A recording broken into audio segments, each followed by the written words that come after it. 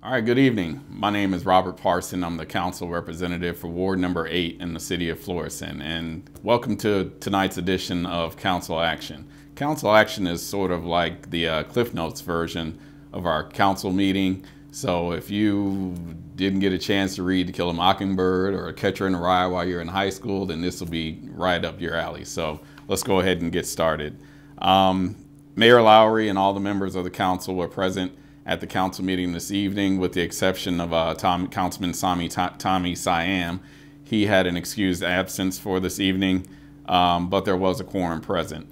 The minutes from November the 14th meeting were approved by the council and unanimously agreed upon.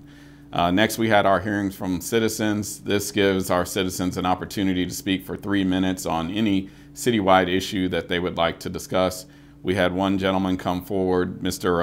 Leghorn, who came to speak about some of the problems that he was having with his neighbors and some of the vandalism and other issues that he was having with that neighbor. There were no communications that were sent to the council for tonight's meeting. And next we had our public hearings. There was one business that came forward for a public hearing, and they are called the Behind the Eight Ball LLC. They're wanting to start a billiard parlor at 1165 North Highway 67 in the Rallo Plaza. The petitioner's name is Daryl Wallace. The petitioner proposed a location which is near the Kingston 10 restaurant and bar, and there are several questions that were asked by the city council. One in particular on whether or not this business was going to have any alcohol that's being served. However, Mr. Wallace did state that he may serve some beer and wine. However, he will not be selling any alcohol, any hard alcohol. But if it's up to the council, left up to the council, he believes that that's not a deal breaker on whether or not he sells alcohol at all. He's mainly just wanting to have a place for people to come in the area and be able to play pool and play darts and have a place for gathering. He's going to have 12 billiard tables, a jukebox area, and also an area to play darts. The public was thereafter given an opportunity to ask some questions and make comments about this public hearing and Mr. Wallace's plans. However, no one came forward with any statements. There were no other public hearings after the Behind the Eight Ball public hearing. Next, we had our old business, and we had some bills for second reading. There were several bills for second reading. The first was an amendment to the municipal code regarding the Department of the Prosecuting Attorney. The purpose of this bill was to generally state the duties of our new prosecuting attorney, Keith Chung, as well as give him the ability to appoint any assistance on a needed basis. This bill was passed by the council.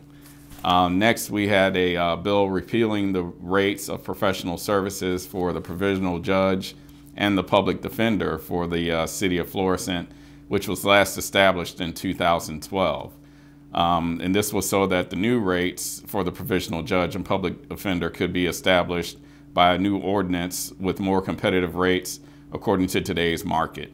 That bill also passed by the council. Next, there was a bill giving the mayor authority to establish a new legal services agreement for attorney John Hessel and his associate attorney Jacqueline Graves of Lewis & Rice LLC. Again, this bill was passed by the council. Next, we had a bill that was presented to adjust the fees of the Old Florissant Golf Club. The fees for leagues, twilight fees, senior citizens, juniors, wintergreen fees, golf carts, pool carts, club rental, high school golfers, and tournaments were all adjusted as part of this bill. This bill expressly provides discounts for the military, for first responders, and for city employees, and for senior citizens. Once again, this bill was passed by the city council. Next, there were two bills on the agenda repealing and amending compensation plans for part-time and seasonal employees for the city of Florissant. This was requested by Human Resources because of Missouri's increase in the minimum wage to $12 that goes into effect of January 2023. So the city would like to be more competitive in seeking employees for these types of positions. This bill was presented, and again, this bill was passed by the City Council this evening. Next, there was a bill to amend the wage range and pay plan for unclassified employees, such as the mayor's executive assistant, the court clerk, the city clerk, the director of economic development, the director of human resources, the director of information technology, the director of parks and recreation, the director of finance, and the director of public works. These are all key leadership positions within the city, and again, it allows the city to be competitive in seeking future employees and to maintain the employees that we currently have. This pay plan was last amended in 2018, and it was passed by the City Council tonight. Next, there was a bill to reinstate the position of health superintendent for the Public Works Department. The health superintendent oversees and supervises the entire health department and assists the Public Works Department with the annual budget. This position will replace the foreman position in the health department, which will not be filled at this time. Again, this bill was passed by our City Council.